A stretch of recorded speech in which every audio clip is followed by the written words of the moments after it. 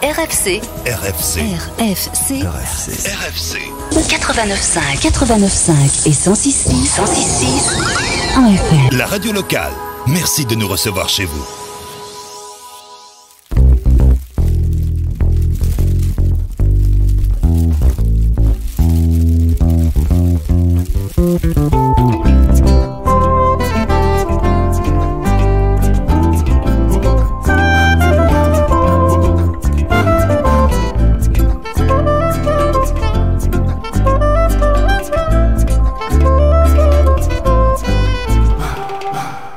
Mesdames, Messieurs, bonjour, bienvenue sur votre radio, Radio Fréquence Caraïbes, émettant depuis le 1 boulevard du bord de mer, c'est au territoire de la ville du Carbet. Sur les 89.5 et 106.6 en FM. Sans oublier bien évidemment notre nouveau site internet, je vous invite d'ailleurs à faire un tour, c'est le www.fréquencecaraïbes.com.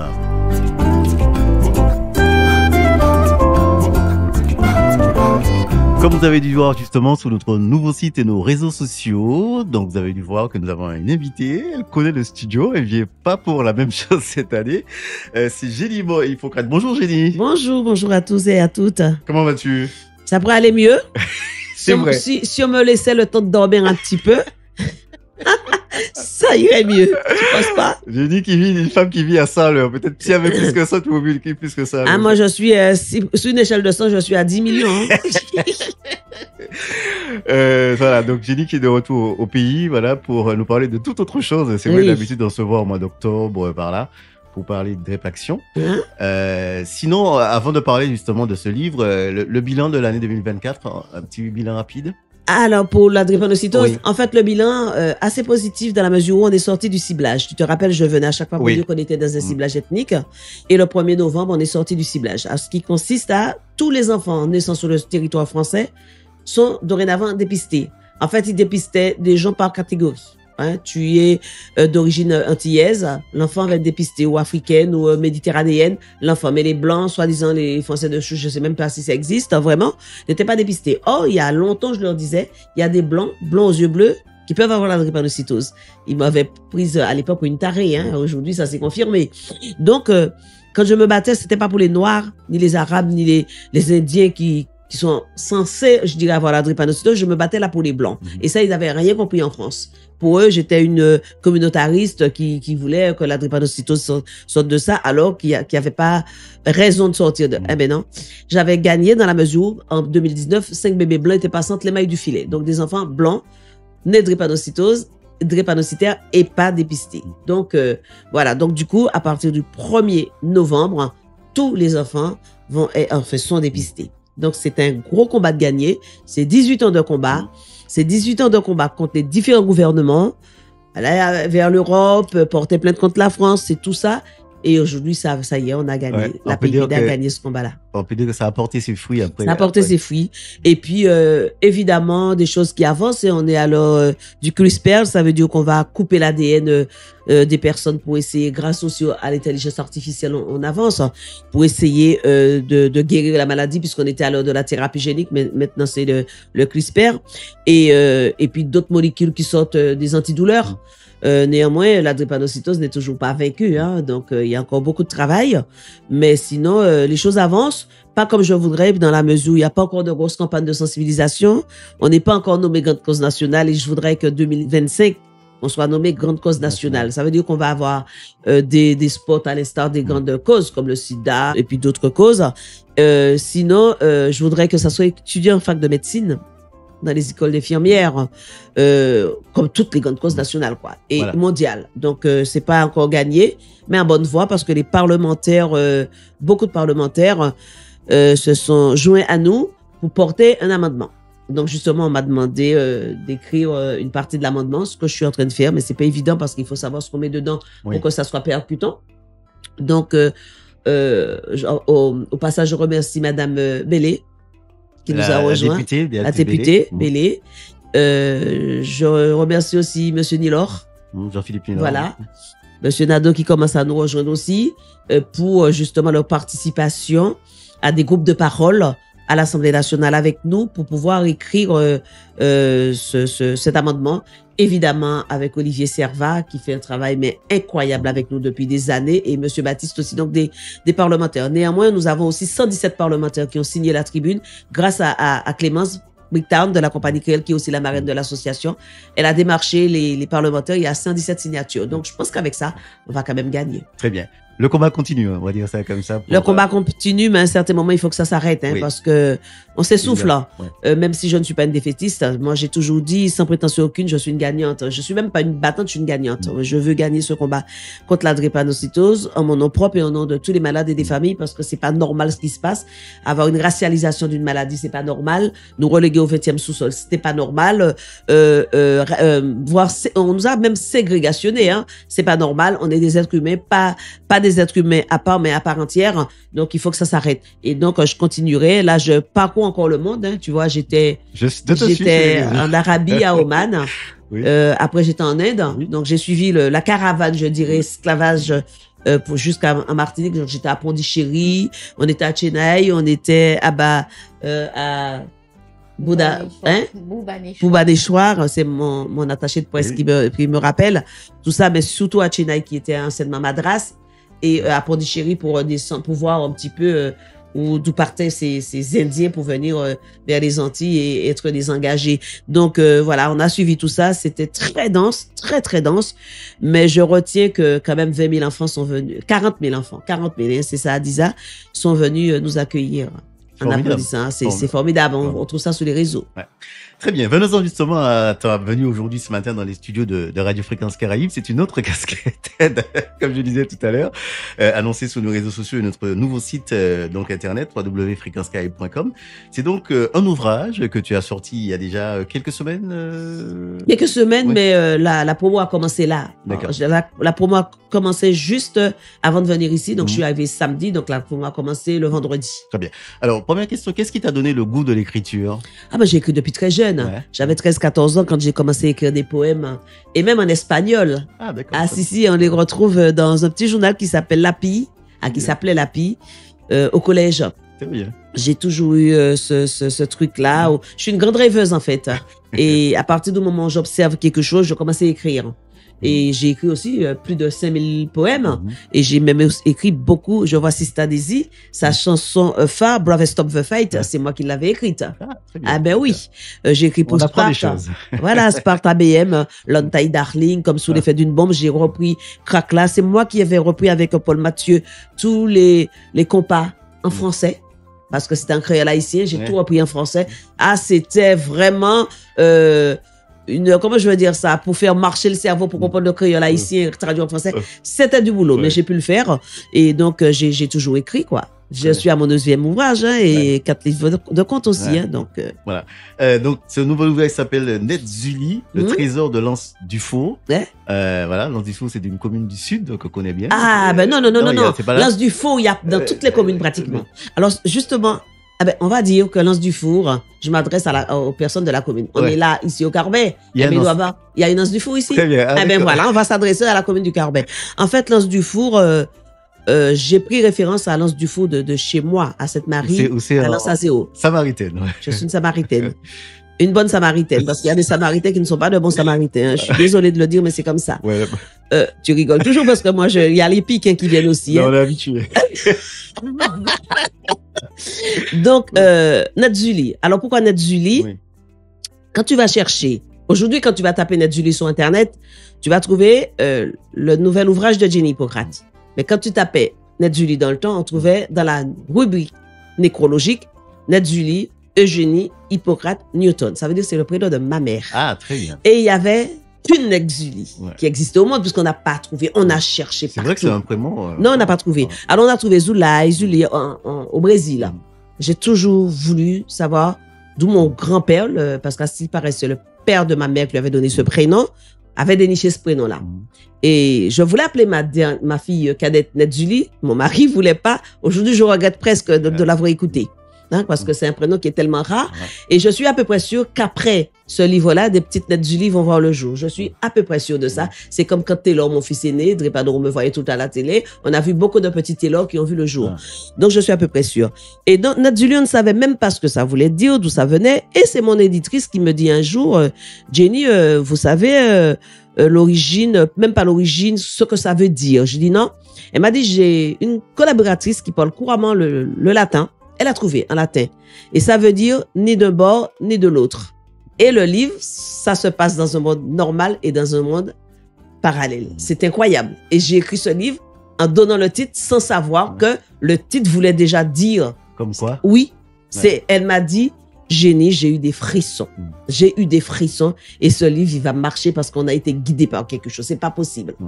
Et donc, l'anse du four, tout le monde sait que c'est qu'une anse, hein, de la mer comme une anse, hein, et de l'eau qui rentre dans la terre et ça fait comme une anse, etc. Et le four à chaud, c'est ça le plus important, le four à chaud. Le four à chaud, on sait bien que la chaux, c'est parmi les premiers médicaments qui existaient. Avec les conques de Lambie, on faisait de la chaux, on diluait, je crois, la canne à sucre avec de la chaux, un animal mourait sur on mettait de la chaux pour la décomposition, ça existe toujours. Donc, c'est quelque chose. Et sous cette anse du four, sous cette anse, il y a un four à chaud. Et là, l'histoire se passe aussi dans ce four à chaud. Très bien. Voilà. Donc, Nadzuli, donc on retient ce prénom vraiment exceptionnel et rare, hein, qui porte, maman, tu veux voir. Tout son sens. C'était un ouvrage particulier puisque ça reflète ta famille, tu disais ta maman. Comment tu l'as prévu en termes d'écriture? En fait, comme je viens de te dire, je suis une rêveuse. Un jour, j'étais en Martinique et par les persiennes de ma chambre de jeune fille, parce que j'étais déjà mariée et tout, mais je revenais dans ma chambre, j'ai vu une luciole. Une petite luciole qui certainement avait perdu sa route et qui cherchait. Et j'étais en train d'observer la luciole. Je dis, mon Dieu, c'est beau, mais ça fait de la lumière, c'est beau. Mais dans ma tête, je dis, oh là là, si je pouvais guider cette luciole. Et brusquement, il y a eu une foultitude de lucioles, toute la vallée. Et en bas de chez moi, chez maman, effectivement, ça s'appelle la luciole. Je présume que dans le temps, avant l'épandage aérien, il y avait peut-être beaucoup de lucioles. Et là, j'ai commencé à rêver et je les regardais, je cherchais les noms, je les regardais et c'était incroyable. Et j'ai passé ma nuit à observer les lucioles jusqu'au petit matin où quand le voisin m'a dit bonjour, je me suis rendu compte que la nuit était passée. Je savais même pas assez. Et j'ai écrit un texte. Ce texte qui a été traduit en anglais, en espagnol. Et dernièrement, j'ai donné une conférence à la ville de Sarcelles. Les élus sont venus lire ce texte. Ça m'a tellement touchée. Je m'y attendais pas. Et à partir de là, j'ai créé j'ai dans ma tête cette luciole. J'ai dit, il faut que je crée quelque chose. Et j'observais tout le temps le four. Il faut savoir que j'étais une bonne plongeuse, une bonne nageuse. J'allais pêcher des crabes, j'allais pêcher des langoustes, des châteaux avec mes frères. Et on sortait de la petite rivière salée, donc de la Richer. On montait jusqu'à jusqu'à l'île Saint-Thomé à la nage. Et moi, je suivais mes frères. Très bien. Oui, et on faisait tout derrière. On allait pratiquement au tombolo de Sainte-Marie, ce qui fait 3 km, la nage. Ah oui, d'accord. Ah oui, j'étais une très bonne sportive, une bonne nageuse. Et là, ce four à chaud était en train de disparaître. Je dis, purée, c'était mon enfance. Il faut que j'écrive quelque chose. Et la luciole n'était pas loin du four à chaud. Et maman qui est là. Et la voisine de maman, elles sont voisines jusqu'à la mort. Elles ont acheté un tombeau l'une à côté de l'autre. C'est incroyable. Oui, voisine et amie. Donc, j'ai créé cette luciole qui s'appelle Chérine. Donc, le prénom de la voisine qui m'avait presque adoptée comme sa propre fille. Et maman, Nadzuli. Alors, Nadzuli, c'est l'histoire d'une petite fille qui a des super pouvoirs. Ça ne se vote pas, hein? Et donc, cette petite fille, elle est à l'école, elle a entre 10 et 11 ans. Elle s'endort sur la table. Et quand elle s'endort, elle part dans un monde parallèle qui est à l'anse du four, avec le four à chaud. T'as compris? Oui. Et en s'endormant, elle entraîne avec elle, en les touchant sans faire exprès, 3 comparses, 3 compères, 3 camarades de cœur. Donc, il y a Tertullien, qui est un obèse, béqué. Il y a Abdon qui est un hyperactif.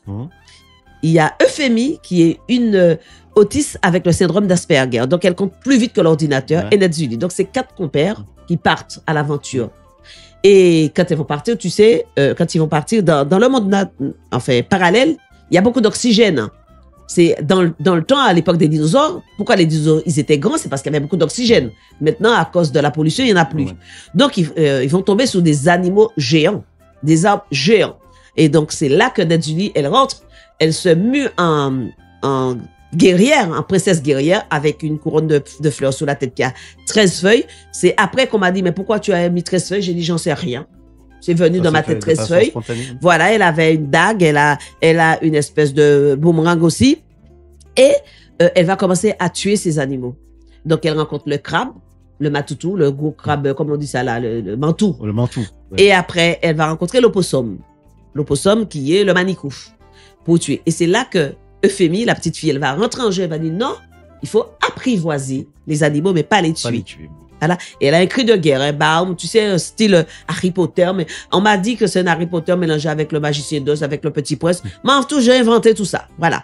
Et donc, petit à petit, ces enfants vont partir, ils entendent une fée qui s'appelle Ninon, c'est le prénom d'une de mes tantes.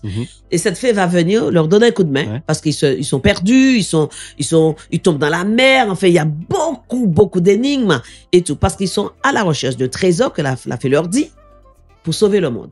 Et ils sont 4 enfants différents. Et c'est là la subtilité du livre.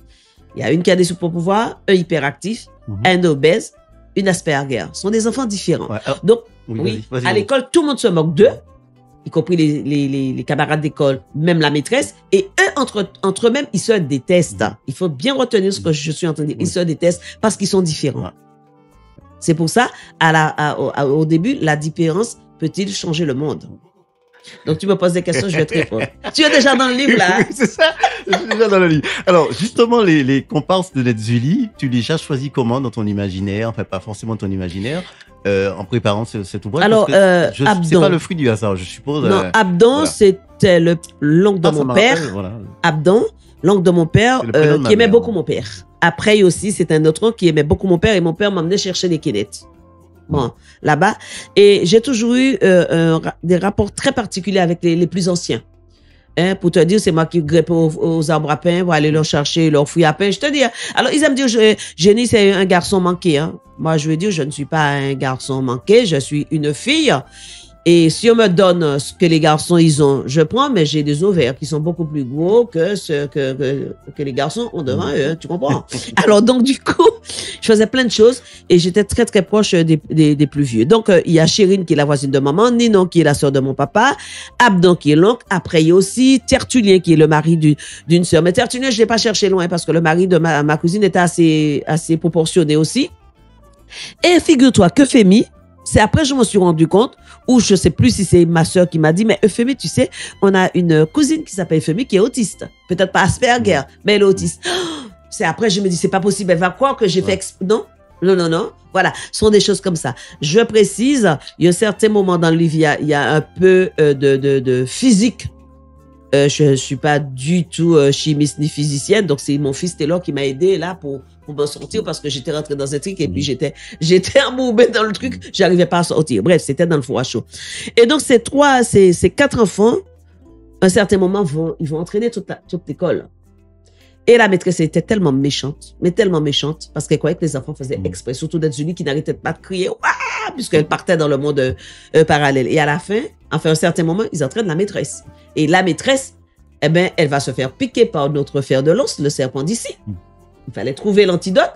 Donc, il y a un colibri qui s'appelle Aprey, qui va venir aider pour aller chercher, il n'y avait qu'un seul sorcier sur lance, pour aller chercher l'antidote, qui est l'antidote de notre serpent. D'accord? Les venin de notre serpent. Mais Chérine, donc la luciole, quand il va faire noir, les enfants sont perdus. Donc Chérine viendra éclairer la vallée et ira chercher ses amis. Comme j'avais vu quand j'étais plus jeune. Tu vois? Et après, ils vont tomber sur la falaise, ils vont tomber dans l'eau, ils vont pratiquement être noyés. Et là, il y a une tortue lutte qui arrive. Il y a un autre gros serpent aussi, Éclatas. Alors, quand j'étais jeune, ma mère aimait m'appeler Éclatas. Donc, j'ai appelé le serpent Éclatas. Et le serpent, j'avais pas trouvé de nom. Donc, quand on lui a demandé comment tu t'appelles, il dit, mais on m'a pas donné de nom, je vais m'appeler Anonyme. Donc, le serpent s'appelle Anonyme.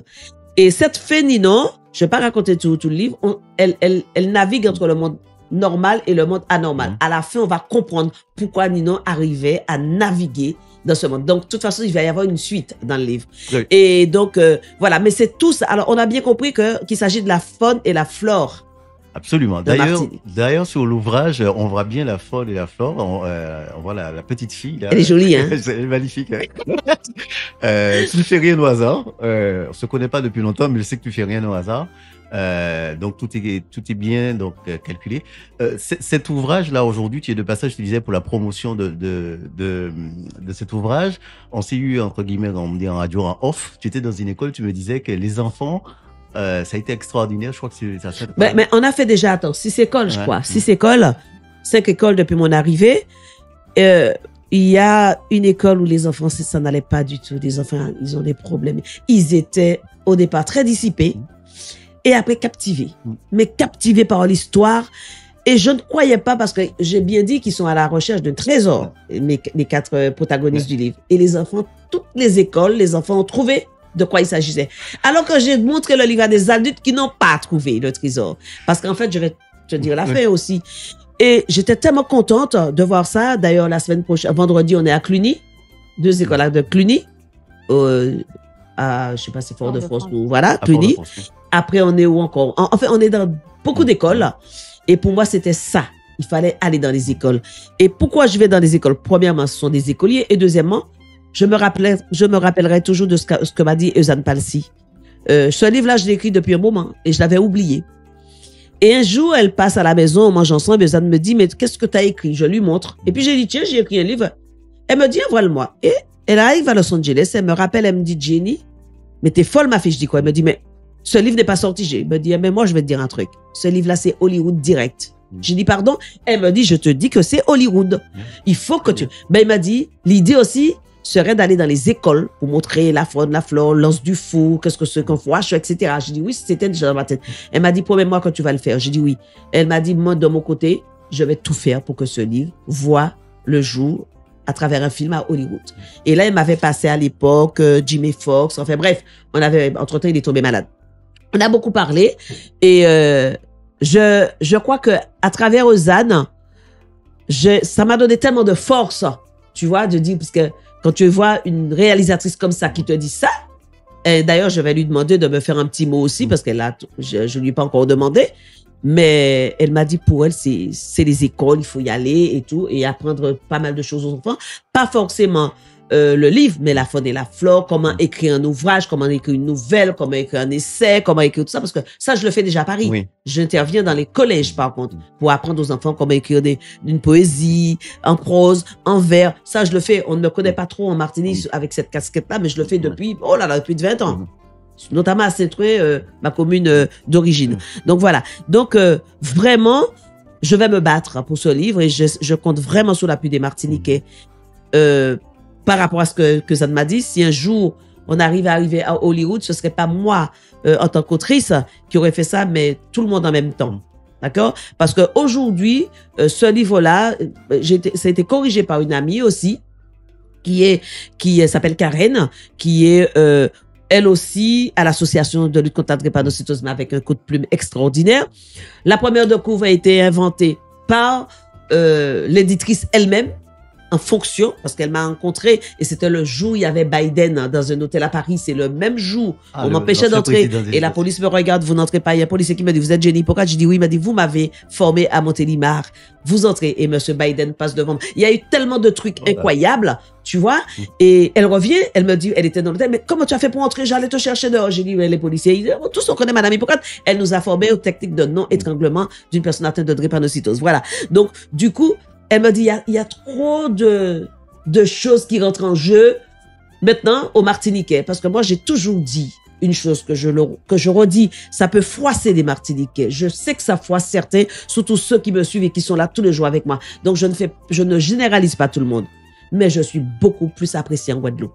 Ouais. On fait beaucoup plus de choses pour Guadeloupe. D'ailleurs, Guadeloupe, ils me disent, mais tu viens quand je dis peut-être pas avant septembre-octobre parce que je veux rester 20 jours en Martinique. Ah, mais ça va pas la tête. Oui, j'ai dit oui. Ah non, c'est pas possible, Jenny, il faut que tu viennes. J'ai dit oui, mais j'ai mon gala de charité, je peux pas me déplacer. C'est la première fois que je suis restée en France, un mois, 20 jours. Ouais. Je suis jamais en France, un mois, 20 jours, je parcours le monde. Tu vois, c'était pour m'occuper du livre. J'ai dit après, et je vais vous donner aussi 20 jours. Mais, tout le monde, même les écoles, les foyers, tout le monde m'appellent déjà, mais tu viens quand, puisqu'on voit la promo pour Martinique.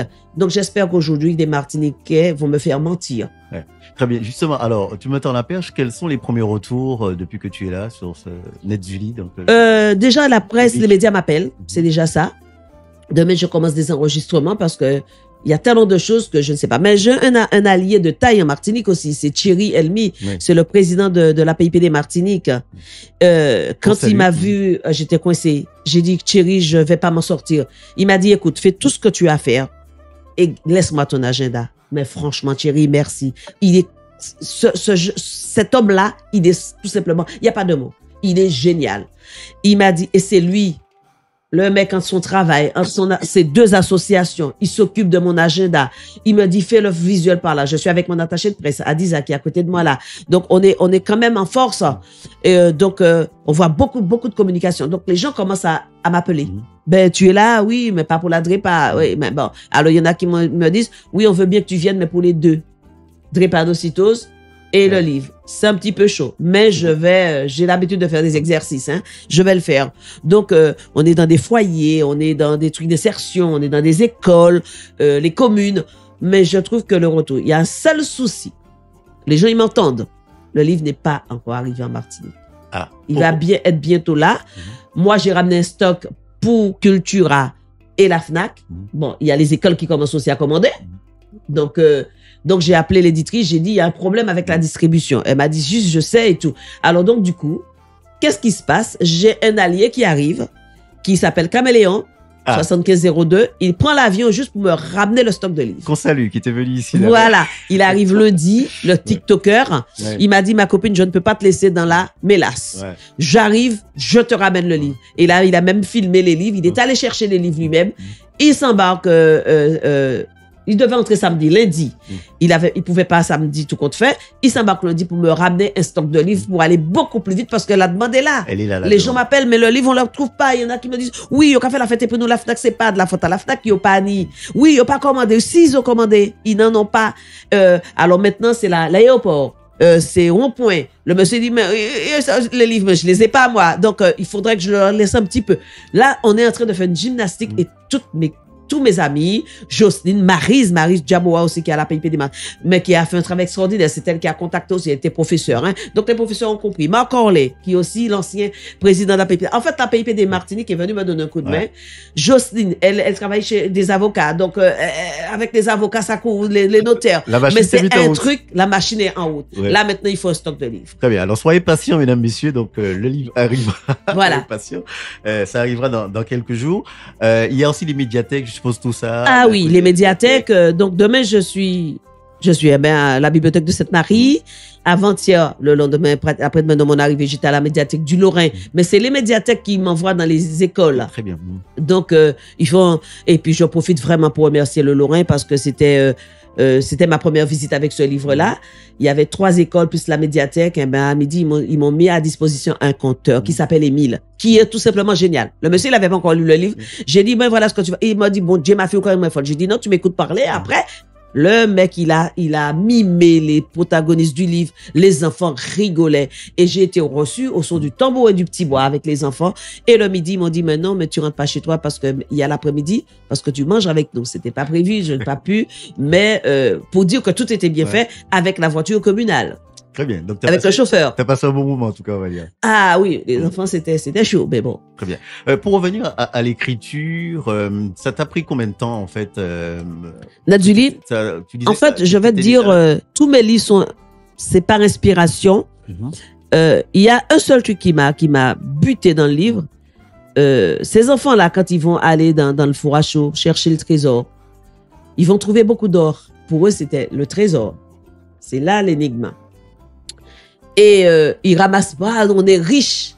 Et ils sortent du four à chaud. Et là, il y a une vague qui arrive, un tsunami. Au lieu de monter sur le monde, ils sont rentrés dans le four à chaud. Donc, la vague va rentrer pour les noyer. C'est là qu'il va falloir que le lecteur trouve. Ouais.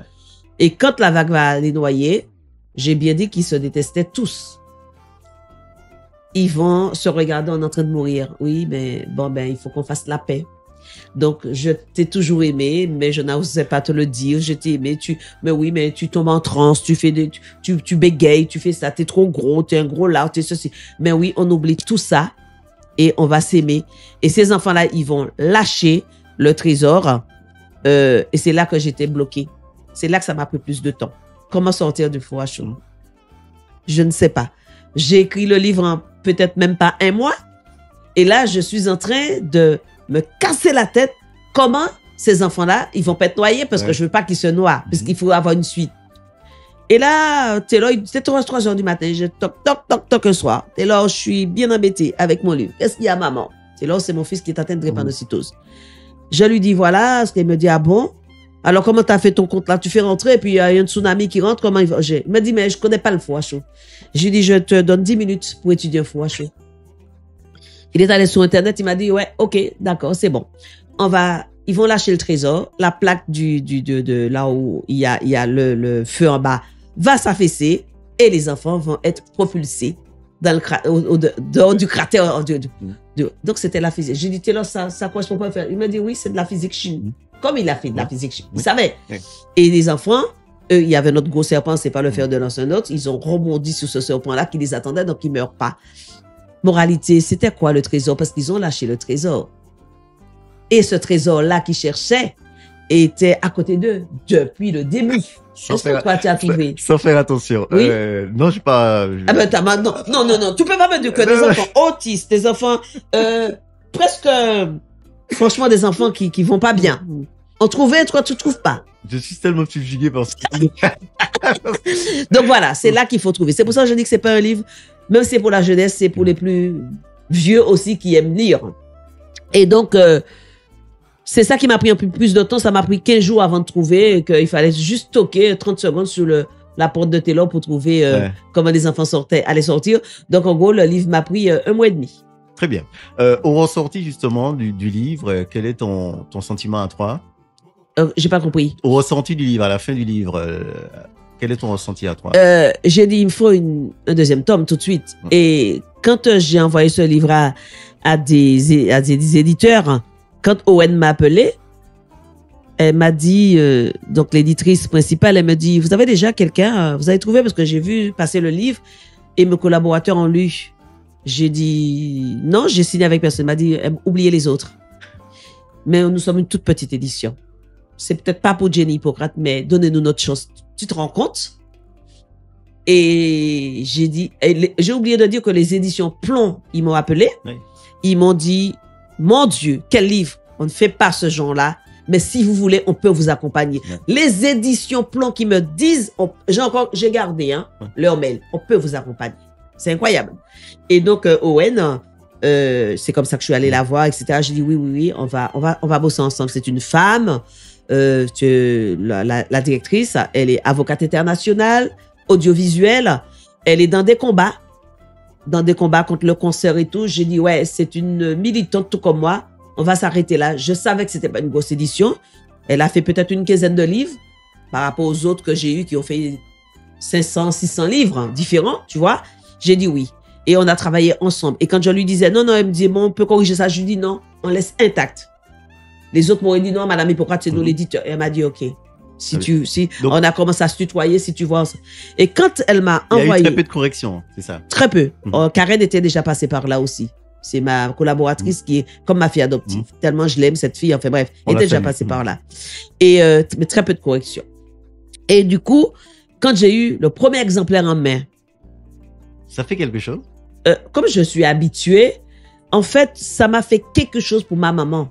Ah, très bien. Parce que c'est le prénom de ma maman. Netzuli. J'ai dit, ma maman est en train de regarder avec moi, elle doit sourire. Et quand j'ai ouvert, par chance, je tombe sur Chérine. Chérine, c'est la Luciole qui était la voisine de maman.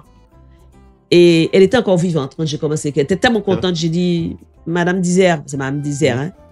Voilà, le livre est sorti. J'avais l'impression de l'entendre. Mais c'est incroyable. Et d'ailleurs, j'ai dit à l'éditrice, j'ai dit, vous savez, enfin, on a commencé à se tutoyer, j'entends les personnages me parler. Elle me dit, non, tu n'es pas folle, moi aussi. Ça m'a fait quelque chose. Que cette dame qui connaît même pas les légendes. Ouais, moi aussi, j'ai l'impression qu'il me parle. Ouais, moi aussi. Donc, t'es pas folle, Jenny. Il y a quelque chose qui se passe avec cet ouvrage. Et c'est quand j'ai remis l'ouvrage à des amis qu'ils ont vu, ce sont les amis qui pleuraient. J'ai pas pleuré. Eh ben, celle-là, elle a chialé. Celle-là, à côté de moi, là, mon attachée de presse, elle a regardé. Elle court commander à la FNAC. Alors, le livre on lui dit dans 3 mois. Parce que je viens de te dire, c'est la première fois de ma vie que j'ai vu ça. Un livre qui a été annoncé Cultura à la FNAC, Amazon, sans première de couvre. Tu vois ce que tu as déjà vu ça? Ah non. Du jamais vu. Le livre a été annoncé. Le prochain livre de Jenny Hippocrate, on n'a pas de date de sortie, on n'a pas de première de couvre et c'est annoncé. Et ça, j'appelle mon éditrice. Elle m'a dit, moi, j'ai envoyé ça. Moi-même, je suis étonnée. C'est la première fois que ça m'arrive. Elle m'a dit, tu vois, il y a quelque chose qui se passe avec cet ouvrage. Il y a un truc. Ils ne savent pas de quoi il s'agit. Mais est-ce que c'est le titre? Mais il y a un truc qui s'est passé. Et par contre, ça m'avait interpellé ça. Mais le livre en lui-même, parce que j'avais quand même vu la première de couvre, j'ai demandé quelques petites corrections. Elle m'a dit, il y a un seul truc qui me fait très, très, très, très peur, Jenny. J'ai dit quoi? Elle me dit, le vert et tout, puisque je dis, mais tu sais que c'est ma couleur préférée, le vert. Et en plus, on parle de faune et de flore. Elle me fait, ouf, je suis soulagée. Parce que quand j'ai été inspirée, elle nous a toujours dit, avec Karen, je ne dirai pas à Jenny comment j'ai été inspirée. Il faudrait que tous on mange ensemble avec ses collaborateurs pour dire comment j'ai été inspirée pour la première de couvre. Parce que c'est pas rien. Elle m'a dit, c'est là, Jenny, que tu vas pleurer. Parce que c'est pas comme ça que j'ai imaginé. Donc, je ne sais toujours pas. Très bien. J'ai pas le temps d'aller manger avec elle, en fait. Il nous reste quelques minutes à passer ensemble. Donc, la promotion continue, hein, comme disait. Je suis à Sainte-Marie bientôt. Quand je suis à Sainte-Marie? Samedi à 18h à la salle. Pour les Samaritains ou les autres qui m'écoutent. Donc, je vais présenter le livre à la salle, au centre commercial, à la salle à Sainte-Marie. Et c'est la première fois que je vais présenter un livre à Sainte-Marie, qui est ma commune d'origine. Tu vois, comme quoi. Hein? Comme quoi. Ouais. Et c'est Thierry Andelmont, un autre Thierry. Tiens, j'ai de la chance avec les Thierry, tiens. Hein. C'est lui qui m'a proposé, quand il a vu. Tu vois, c'est des gens qui appellent. Il m'a dit, écoute, ou Samaritain, non, nous avons une salle là, on va faire quelque chose. Et c'est comme ça que c'est parti, l'idée de présenter ce livre vraiment au public, mais ce sera à Sainte-Marie, parce que je présente le livre partout, mais dans des huis clos, les écoles, les foyers, tout ça. Mais là, c'est au public. Donc, je suis contente. Donc, ce sera samedi à 18h au centre commercial La Salle. Très bien.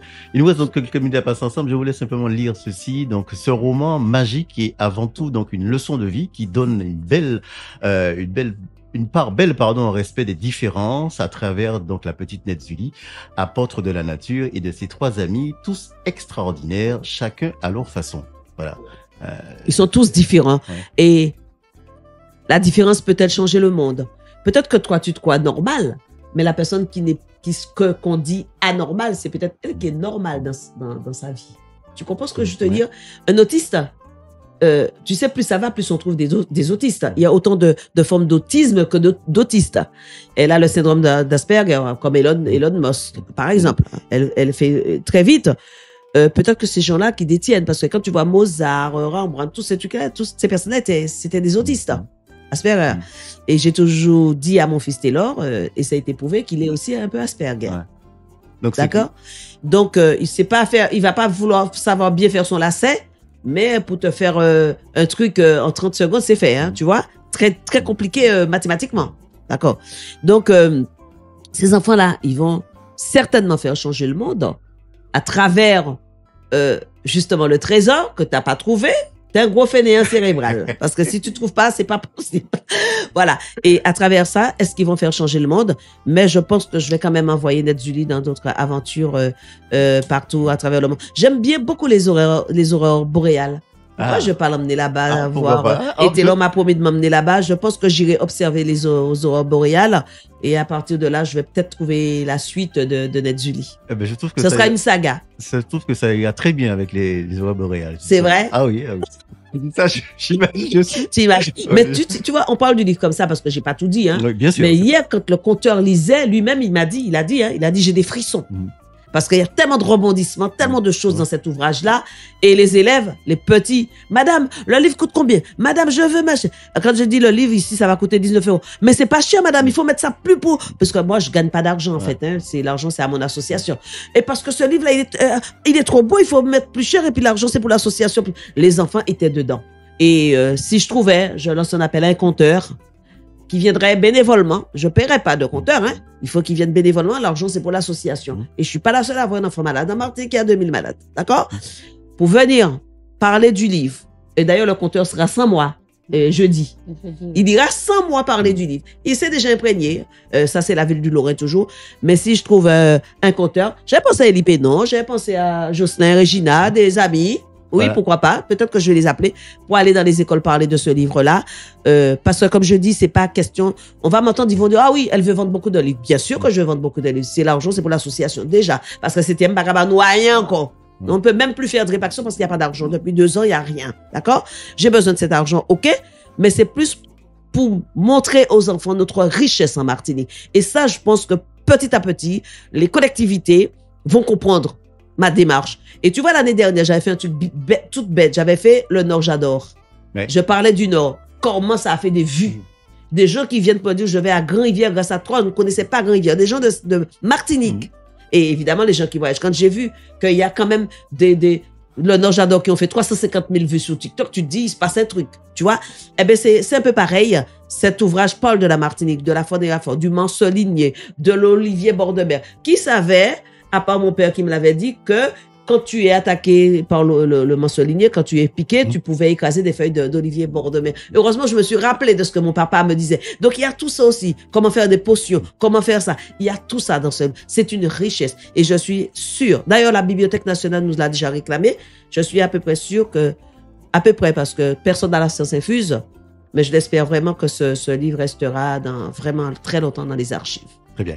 Merci Jenny d'être passée dans le studio. Merci à toi de toujours m'inviter. Avec passion que je te reçois pour nous parler de son dernier ouvrage qui s'appelle, je rappelle, Netzuli, donc le trésor de l'Anse du Faux, qui continue la promotion. Et puis on prend déjà jusqu'au 5 avril. Et on prend déjà rendez-vous pour le 2e tome. Et on croise les doigts pour le cinéma. On salue Uzanne. Oui, mais il y a quand même d'autres personnes qui m'ont demandé pour en faire un film déjà. Ça, je l'ai pas dit, mais j'aurais préféré attendre. Bien sûr. Si Hollywood nous ouvre les portes, tu attends. D'accord? Mais il y a 2-3 personnes qui m'ont déjà contacté, des gens qui ont déjà fait des films aux Antilles. Ça veut pas dire que je dénigre, c'est pas ça du tout. Mais si on peut avoir un diamant, pourquoi on prendrait une citrine? Tu comprends? Voilà. Voilà, on peut pas dire plus que ça. Et je veux toujours parler de mon ami... dans ma tête, Martin Luther King, il faut toujours tailler la montagne du désespoir en diamant de l'espoir. On terminera comme ça. Merci. Voilà. À bientôt. À bientôt.